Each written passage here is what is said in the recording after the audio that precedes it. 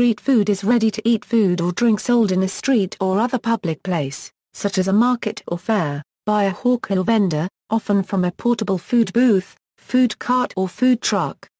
While some street foods are regional, many are not, having spread beyond their region of origin. Most street foods are also classed as both finger food and fast food, and are cheaper on average than restaurant meals. According to a 2007 study from the Food and Agriculture Organization, 2.5 billion people eat street food every day.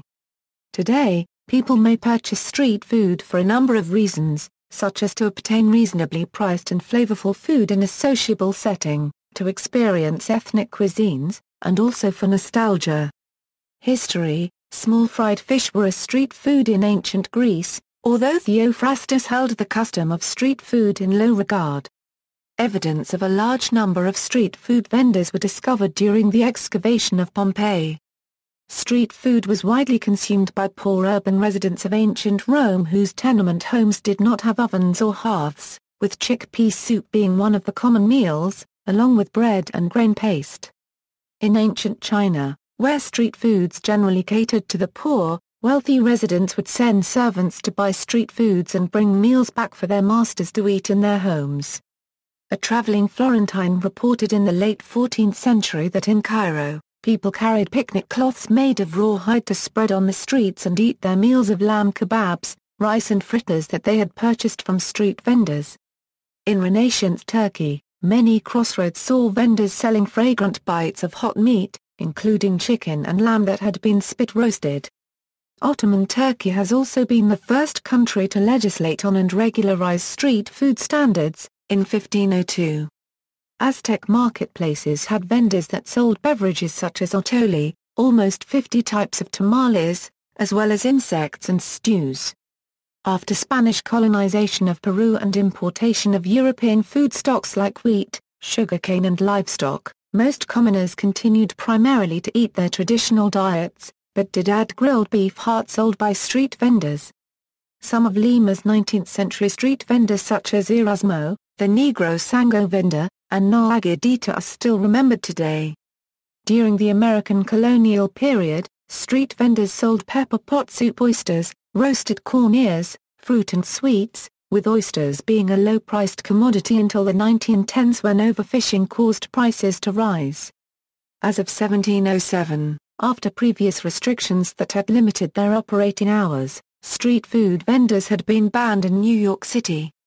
Many women of African descent made their living selling street foods in America in the 18th and 19th centuries. With products ranging from fruit, cakes and nuts in Savannah, to coffee, biscuits, pralines and other sweets in New Orleans. In the 19th century, street food vendors in Transylvania sold gingerbread nuts, cream mixed with corn, and bacon and other meat fried on tops of ceramic vessels with hot coals inside. French fries probably originated as a street food consisting of fried strips of potato in Paris in the 1840s. Cracker Jack started as one of many street food exhibits at the Columbian Exposition.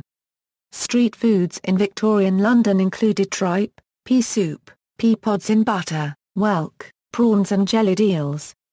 Originally brought to Japan by Chinese immigrants about 100 years ago, ramen began as a street food for laborers and students, but soon became a national dish, and even acquired regional variations.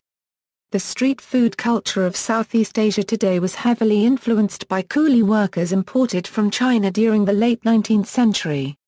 In Thailand, although street food did not become popular among native Thai people until the early 1960s when the urban population began to grow rapidly, by the 1970s it had displaced home cooking. Around the world. Street food vending is found around the world, but has variations within both regions and cultures. For example, Dorling Kindersley describes the street food of Vietnam as being fresh and lighter than many of the cuisines in the area, and drawing heavily on herbs, chili peppers and lime, while street food of Thailand is fiery, and pungent with shrimp paste and fish sauce, with New York City's signature street food being the hot dog, although the offerings in New York also range from spicy Middle Eastern falafel or Jamaican jerk chicken to Belgian waffles in Hawaii. The local street food tradition of plate lunch was inspired by the bento of the Japanese who had been brought to Hawaii as plantation workers. In Denmark, sausage wagons allow passers-by to purchase sausages and hot dogs. Cultural and economic aspects. Differences in culture, social stratification and history have resulted in different patterns how family street vendor enterprises are traditionally created and run in different areas of the world. For example, few women are street vendors in Bangladesh, but women predominate in the trade in Nigeria and Thailand. Doreen Fernandez says that Filipino cultural attitudes towards meals is one cultural factor operating in the street food phenomenon in the Philippines because eating food out in the open, in the market or street or field is not at odds with the meal indoors or at home, where there is no special room for dining. Walking on the street while eating is considered rude in some cultures, such as Japan or Swahili cultures, although it is acceptable for children. In India, Enright Dana wrote about a marked distinction between food that could be eaten outside, especially by women, and the food prepared and eaten at home. With some non-Indian food being too strange, or tied too closely to non-vegetarian preparation methods to be made at home.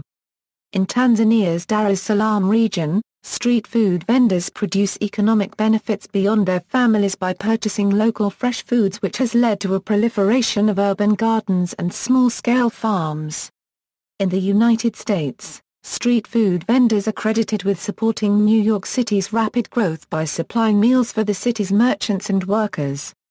Proprietors of street food in the United States have had a goal of upward mobility, moving from selling on the street to their own shops. However, in Mexico, an increase in street vendors has been seen as a sign of deteriorating economic conditions in which food vending is the only employment opportunity that unskilled labor who have migrated from rural areas to urban areas are able to find. In 2002, Coca-Cola reported that China, India and Nigeria were some of its fastest-growing markets. Markets where the company's expansion efforts included training and equipping mobile street vendors to sell its products. Health and safety. Despite concerns about contamination at street food vendors, the incidence of such is low, with studies showing rates comparable to restaurants. As early as the 14th century, government officials oversaw street food vendor activities. With the increasing pace of globalization and tourism, the safety of street food has become one of the major concerns of public health, and a focus for governments and scientists to raise public awarenesses.